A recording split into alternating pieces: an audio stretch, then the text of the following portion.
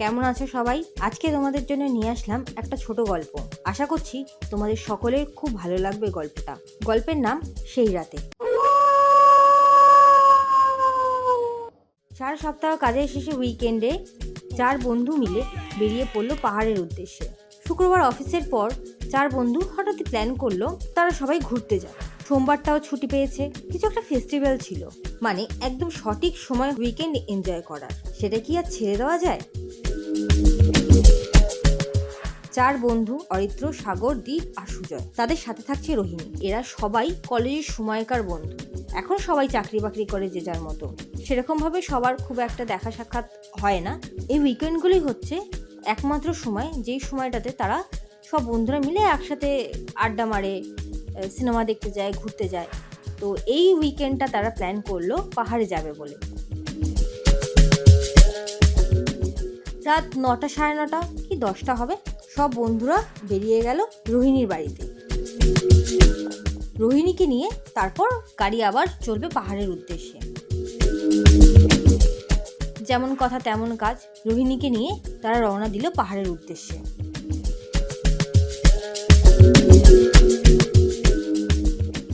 বহুদিন পর তারা সবাই একসাথে ঘুরতে যাচ্ছে। গাড়ি ছুটছে রাতের অন্ধকারের দিকে, চারিদিক অন্ধকার, আলো বলতে শুধু গাড়ির হেডলাইট। হঠাৎ করে গাড়ি বন্ধ হয়।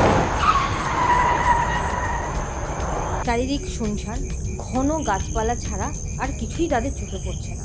গাড়ি স্টার্ট দেওয়ার চেষ্টা করছে অরিত্র, কিন্তু গাড়ি কিছুতেই স্টার্ট হচ্ছে না। অরিত্র আর দীপ গাড়ির থেকে নামলো এবং বোনেটটা খুলে চেক করলো, কিন্তু কিছু করতে পারলো না। তাদের অপেক্ষা করতে হবে ভোর হওয়ার। চারিদিকের অন্ধকার, পুরো গা ছমছমে পরিবেশ। তাদের গাড়িটাই শুধু রাস্তার মাঝখানে দাঁড়িয়ে রয়েছে, আর কোনো লোকজন বা আলো কিছুই দেখা যাচ্ছে না। রোহিণী খুবই ভয় পাচ্ছে। তা দেখেই সবাই ঠিক করলো সবাই একসাথে গাড়িতে বসে ওয়েট করবে ভোর হওয়ার, কারণ তাছাড়া আর কোনো উপায় নেই। সব কিছুই ঠিকঠাক ছিল। তারা গাড়িতে বসে গান শুনছিল, যে যার মতন ফোন ঘাটছিল, অপেক্ষা করছিল সবাই ভোর হওয়ার। হঠাৎ করেই গাড়ির কাছে কেউ একটা টোকা মারছে। টোকা মারতেই রোহিণী ঘাটটা ঘুরিয়ে দেখলো একটা মহিলা। খুব ভয়ে চিৎকার করে উঠল। সবাই তাকিয়ে দেখলো কেউ নেই। সবাই রোহিণীকে বলল যে তুই ভয় পাচ্ছিস, এরকম কিছুই না। তো রোহিণীও ভাবলো যে হয়তো এরকম পরিবেশের জন্য তার সাথে এরকম হচ্ছে। আবার তারা যে যার মতো সময় কাটানোর চেষ্টা করছে কোনো রকম। আবার হঠাৎ করে গাড়ির কাছ নক করছে। প্রথমবারের থেকে এবারটা আরো জোরে। সাগর, দীপ দুজনেই একসাথে তাকালো।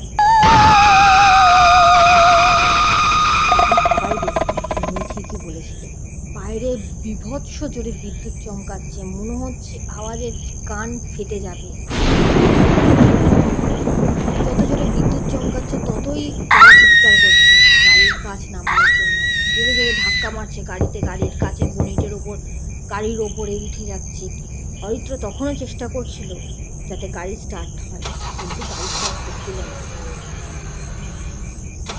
হঠাৎ করেই পুরো পরিবেশ শান্ত, কেউ কোথাও নেই।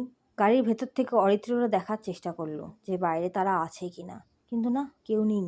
রোহিণী ভয়ে দরদর করে ঘামছে। অরিত্রদের সকলের মনের ভেতরেই এখন ভয় কাজ করছে। আবার কি এরকম হবে? তারা ফিরে আসবে?